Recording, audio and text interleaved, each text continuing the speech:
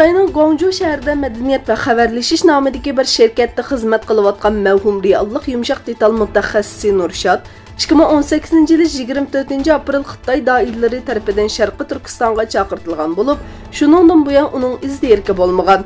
Nurshadning qaytishdan burun ommaviy taratquv hisobida meni yurtdan tarbiyalashga chaqirtibdi. Qachon kelishim yoki saq chiqish chiqolmasligi meni emas deb uchur yo'llaganligi diqqat tortdi.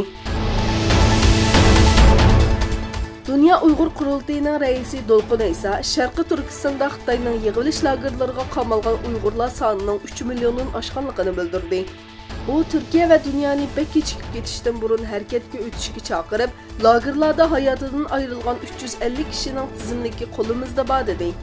Dolqun Aysa Yevroasiya xabarlari Turkcha kanalining ziyoratini qabul qilganda lagerlarni ustochiq turmaga o'xshatdi ve lagerlarga qamalganlarning soni har kuni oshayotganligini ta'kidladi.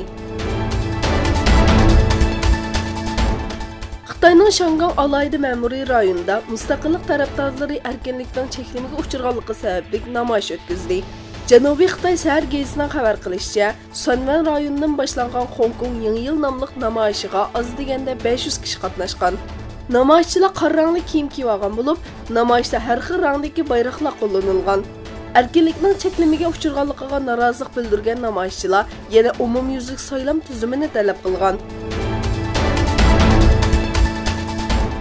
Amerika ve İsrail'e Birleşken Devletler Teşkilatı Pen Maarif ve Medeniyet Teşkilatı'dan resmi ayrıldı. Çekiniş kararı İsrail'nin Palestin zamanında bulup mu Kuddus ve Mescid-i Aqsa'da texmo erkin hareket qilishga yol açıp berdi.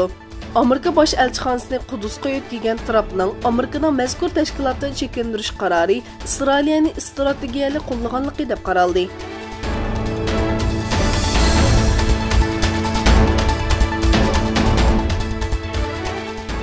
2016 yılı 193 devletten 138'nin qo'llashi bilan Birleşken Devletler Teşkilatı Xavfsizlik Kengashining doimiy bo'lmagan a'zoligiga saylangan Qozog'istonning a'zolik muddati 2018 yılı 31 dekabr kuni oxirlashdi.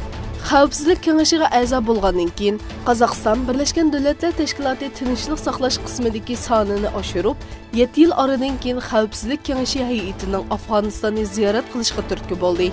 O'rta Osiyo davlatlari ichida tunji bo'lib 2016 yili g'ayri rasmiy doimiy a'zolikqa saylangan Qozog'iston 31 dekabr kuni 2017-2018 yillik a'zolik muddatini tamomladi.